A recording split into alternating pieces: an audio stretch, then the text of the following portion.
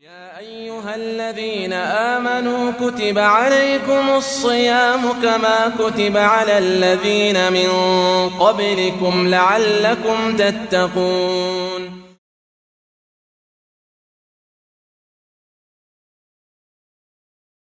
بسم الله الرحمن الرحيم. الحمد لله رب العالمين، والصلاة والسلام على أشرف الأنبياء والمرسلين نبينا محمد وآله وصحبه أجمعين. أما بعد.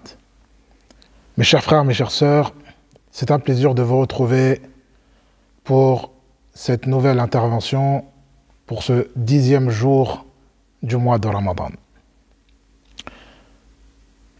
Aujourd'hui, on va faire un petit rappel sur un événement de l'histoire de l'islam qui s'est justement produit le 10 du mois de Ramadan, ou qui a débuté en tout cas le 10 du mois de Ramadan.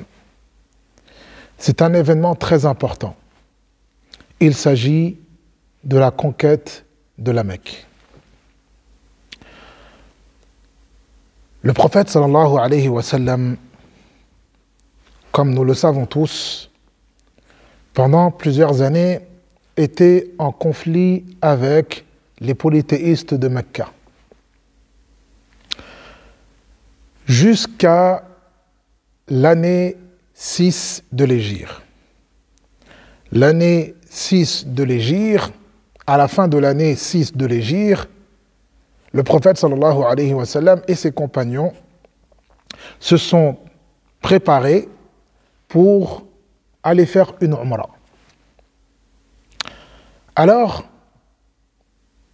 le prophète sallallahu alayhi wa sallam et ses compagnons se sont rendus à Mecca pour accomplir une umrah.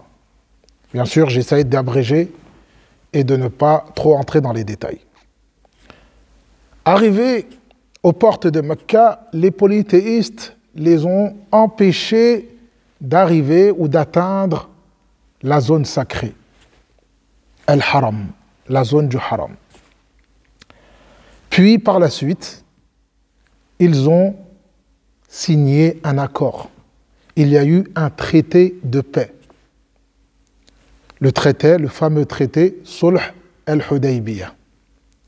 Donc le traité de al-Hudaybiyah. Al-Hudaybiyah parce que le traité a eu lieu à un endroit qui s'appelle al-Hudaybiyah, à quelques kilomètres de Mecca.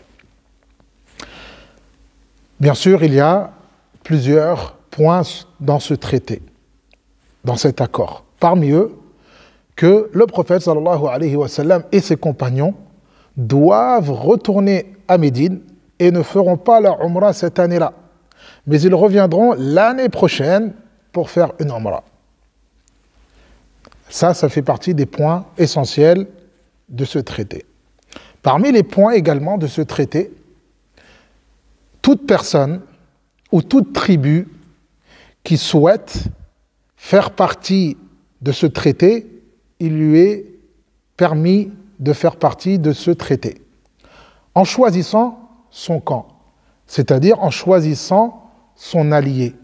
Ceux qui souhaitent être les alliés de Quraysh, les polythéistes de Mecca, peuvent adhérer à cet accord et être les alliés de Quraysh. Ceux qui veulent faire partie des alliés du prophète Mohammed sallallahu alayhi wa sallam peuvent adhérer à cet accord et faire partie des alliés du prophète Mohammed sallallahu alayhi wa sallam. Et donc, toute transgression ou toute atteinte à cet accord, que ce soit à un musulman directement ou un allié du prophète sallallahu alayhi wa sallam, c'est une atteinte à ce traité et donc c'est une rupture de cet accord. Et vice-versa, toute atteinte aux alliés de Quraysh, à Quraysh ou ses alliés, est une atteinte à cet accord. Et c'est une rupture de ce traité. Alors, bien sûr, il y a d'autres points, mais je me concentre sur ces deux points. Une année après, le prophète, sallallahu alayhi wa sallam, comme convenu, et ses compagnons, ils sont allés à Mecca et ils ont accompli une umrah. Ils ont accompli une Umrah. Puis, après la Umrah, ils sont rentrés à Médine. Quelques mois plus tard, donc nous sommes désormais dans la 8e année de l'Hégire. Quelques mois plus tard, Quraysh, une tribu alliée de Quraysh, a attaqué une tribu alliée du prophète Mohammed sallallahu alayhi wa sallam.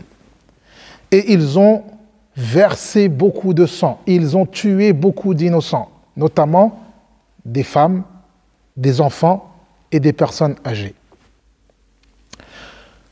Lorsque le prophète sallallahu alayhi wa sallam fut informé de la situation, il a envoyé un émissaire à Quraysh afin de prendre l'information de la source et afin de savoir si réellement ils auront rompu l'accord ou si c'était une erreur.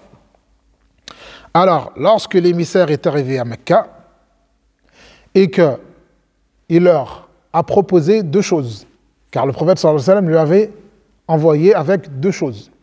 Soit, Quraysh, vous vous désavouez de cette tribu qui a attaqué, qui a porté atteinte à ce traité, et donc l'accord entre nous et vous restera, perdure, demeure, ou alors vous soutenez ces alliés et vous réfutez, vous rejetez l'accord. Et donc, c'est une rupture de ce traité de votre part. Quraysh, ils ont réfuté et rejeté l'accord et ils ont mis fin au traité. Donc, ils ont rompu l'accord. L'émissaire est revenu à Médine. Quelque temps plus tard, Quraysh se sont concertés et ils ont constaté qu'ils avaient fait une énorme erreur. Alors, ils ont à leur tour envoyé un émissaire, Abu Sufyan, qui n'était pas encore musulman. Ils ont envoyé Abu Sufyan, qui par la suite est devenu musulman, radiyallahu ta'ala anhu, pour négocier. Abu Sufyan est arrivé à Médine. Il a rencontré le prophète sallallahu alayhi wa sallam et il a essayé de négocier. Mais le prophète sallallahu alayhi wa sallam n'a pas accepté. Alors il est parti voir Abu Bakr pour qu'Abu Bakr puisse intercéder en sa faveur. Abu Bakr n'a pas intercédé en sa faveur. Il est allé voir Omar. Omar, radiyallahu ta'ala anhu, n'a pas accepté. Il est allé voir Ali, radiyallahu ta'ala anhu. Ali également n'a pas accepté. Il est allé voir la fille du prophète Mohammed sallallahu alayhi wa sallam, Fatima, radiyallahu ta'ala anha, pour qu'elle intercède auprès de son père. Fatima, radiyallahu ta'ala anha, a refusé d'intercéder. Et donc, au final, Abu Sufyan est reparti à Mecca. Bien sûr, j'abrège.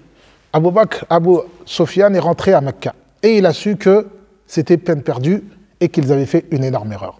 Quelques jours plus tard, le 10 du mois de Ramadan, le prophète sallallahu alayhi wa sallam et ses troupes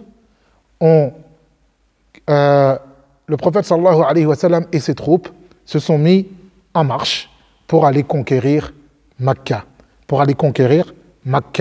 Après que les polythéistes de Mecca aient rompu l'accord et mis un terme au traité de paix de Al-Hudaybiyah.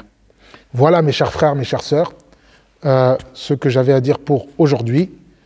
Je vous donne rendez-vous très prochainement pour un nouveau rappel. Et sur ce, je vous dis Assalamu alaikum wa rahmatullahi wa barakatuh.